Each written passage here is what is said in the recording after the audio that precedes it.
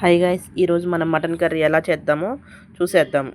ముందుగా half KG mutton తీసుకొని వాటిని ముక్కలుగా కట్ చేసుకొని శుభ్రంగా కడుక్కోవాలండి. కడుక్కున్న తర్వాత స్టవ్ వెలిగించుకొని ఒక పాన్ పెట్టి చెక్క, లవంగం, యాలకులు వేసి అవి కూడా వేడైన తర్వాత కొంచెం 2 టేబుల్ స్పూన్ ఆయిల్ యాడ్ చేయాలండి.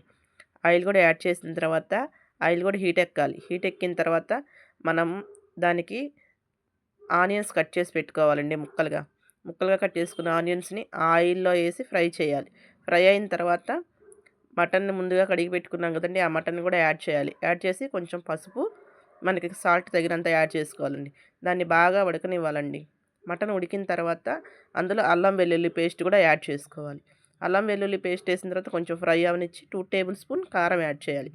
కారం యాడ్ చేసిన తర్వాత కొంచెం ఒక 2 నిమిషాలు ఫ్రై అయిన తర్వాత 2 గ్లాసెస్ వాటర్ యాడ్ చేయాలండి. మటన్ బాగా మెత్తగా ఉడికిపోవాలండి. ఉడికితేనే మటన్ టేస్ట్ బాగుంటుంది. ఆ ఉడికిన తర్వాత కొంచెం పచ్చి కొబ్బరి, గసగసాల పేస్ట్ కూడా యాడ్ చేయాలి. యాడ్ చేసిన 10 నిమిషాలు ఉంచిన తర్వాత స్టవ్ ఆఫ్ చేసి కొత్తిమీర కూడా యాడ్ చేస్తే ఫైనల్గా కర్రీ రెడీ అయిపోయిద్దండి. కొత్తిమీర యాడ్ చేసిన క్లిప్ అయితే మిస్ అయిందండి, ఏమనుకోకండి. నా కర్రీ నచ్చితే కనుక లైక్ చేసి, షేర్ చేసి, సబ్స్క్రైబ్ చేసుకోండి.